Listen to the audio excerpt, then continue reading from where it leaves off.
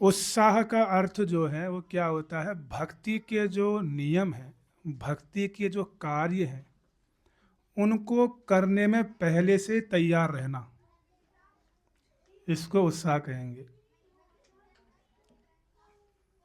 भक्ति के जो नियम हैं, जैसे आपको कहा जाए कि कल आप इस जगह पर आएंगे तो आपको इतने रुपए मिलेंगे, तो आपको रात भर नींद नहीं आएगी, समय से पहले आप वहां पहुंच जाओगे। इसको क्या कहेंगे, उत्साह। आया समझ में? तो समय से पहले तैयार रहना किसी कार्य को करने के लिए, भक्ति के कार्यों को, भक्ति के नियमों को फॉलो करने के लिए समय से पहले तैयार रहना, इसको उत्साह कहेंगे। जैसे 16 माला करने का नियम है, तो 16 माला करने का नियम है तो मन में क्या भाव आएगा कि पूरा दिन पड़ा हुआ है, पूरे दिन में शाम तक कर लेंगे। एक तो ये भाव है। दूसरा भाव क्या है, 16 माला करना मेरी सबसे पहली प्राथमिकता है। जब तक 16 माला पूरा नहीं करूंगा या करूंगी, तब तक मैं अन्य कार्य नहीं करूंगा। इसको क्या कहते हैं, उत्साह। दूसरा क्या होता है, दिन भर है, पूरा दिन पड़ा हुआ है, शाम तक कर लेंगे आराम से, इसको उत्साह नहीं कहेंगे। आया समझ में? श्रील प्रभुपाद जी कहा करते थे कि यदि किसी को पुस्तक वितरण करना है तो उसको सड़क में जाकर हर्ष के साथ, प्रसन्नता के साथ लोगों को पुस्तक देना होगा, उत्साह के साथ, तब लोग खरीदेंगे। मरे मन से गए हैं तो कैसे होगा, खरीदेगा ही नहीं कोई, आएगा नहीं पास में।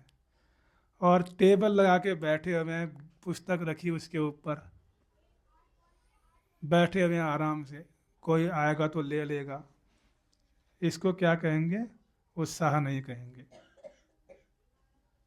तो जो जितना अधिक उत्साहित होगा वह उतना अधिक पुस्तक बांट पाएगा। तो इसलिए उत्साह बहुत जरूरी है, प्रभुपाद जी ऐसा कहते थे। और मंगल आरती उठना,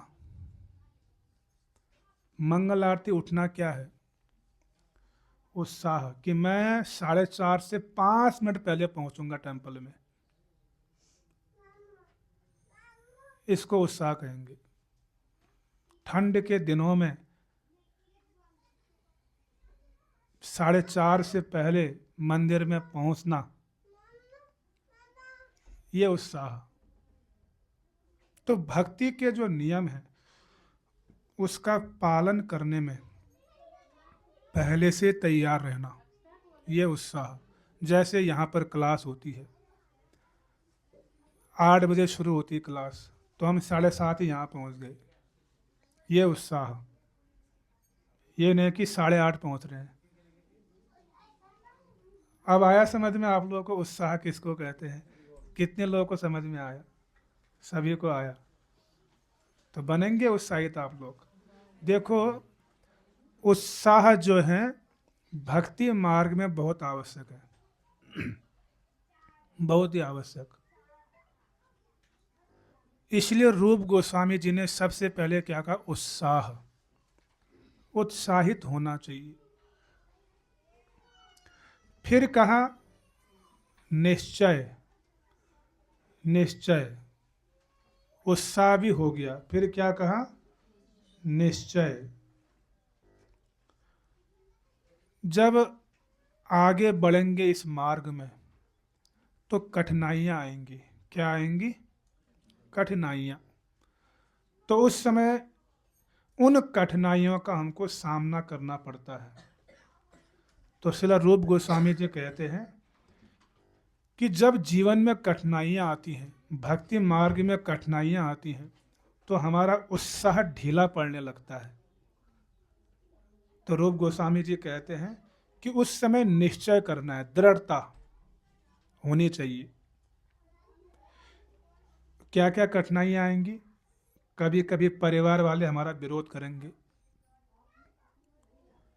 लोग हमारा विरोध करेंगे, बहुत विरोध करेंगे, मित्रगण भी विरोध करेंगे। तो उस समय क्या रहना, दृढ़ निश्चय कि कुछ भी हो जाए, कोई कुछ भी बोले, मुझे इस भक्ति मार्ग में आगे बढ़ना है। तो कठिनाइयों का सामना कैसे करेंगे? दृढ़ निश्चय के साथ, ताकि हमारा उत्साह ढीला ना हो। तो इसीलिए निश्चय करना बहुत जरूरी है।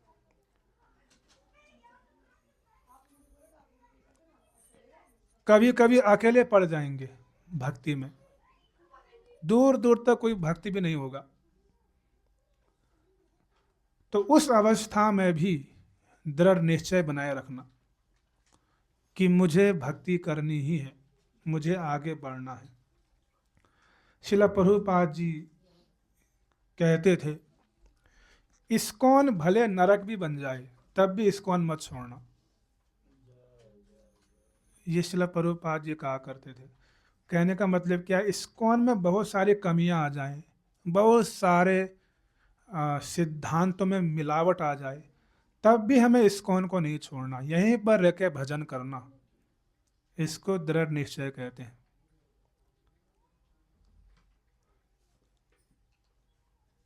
और निश्चय क्या है? सुबह सुबह मंगल आरती में उठने का निश्चय करना, दृढ़ता। ठंड के समय में उठने की इच्छा नहीं होगी, कौन जाएगा, ठंड है इतनी बाहर, कोहरा है, हवा चल रही है, तो मन कई प्रकार के बहाने व्यक्त करेगा चले जाएंगे, जब गर्मी आएगी तब देखा रहेगा। तो ऐसा नहीं सोचना, दृढ़ निश्चय होना कि जाना है तो जाना है, चाहे आंधी तूफान कुछ भी आए। इसको कहते हैं दृढ़ता, निश्चय। आया समझ में? तो ये जरूरी है भक्ति मार्ग में। जब दृढ़ निश्चय होंगे तो भगवान फिर रक्षा करेंगे। भगवान क्या करेंगे? रक्षा। भगवान रक्षा करेंगे, आप इसका अनुभव कर पाओगे। अगर आप भगवान के लिए अगर उत्साहित तो दृढ़ता आपके हृदय में है, तो भगवान निश्चित रूप से आपकी हेल्प करेंगे, आपकी सहायता करेंगे, आपकी रक्षा करेंगे। तीसरा फिर क्या बोला? धैर्य। धैर्य भी होना चाहिए। धैर्य कभी कभी क्या होता है, इतनी कठिनाइयां आती जीवन में, एक के बाद एक कठिनाइयां आती जाती हैं, तो हमारा ये निश्चय, दृढ़ता ढीला पड़ने लगता है। फिर अब नहीं होगा मुझसे, बहुत हो गया, टूटने लगते हैं। लेकिन धैर्य अगर हम रखेंगे तो निश्चित रूप से हम आगे बढ़ेंगे। तो धैर्य का होना क्या बहुत जरूरी है। क्या धैर्य होना चाहिए? कि जिस मार्ग पर मैं चल रहा हूं, ये शास्त्र, गुरु और भगवान के द्वारा प्रामाणिक मार्ग है, और इस मार्ग पर अगर मैं चलता रहूंगा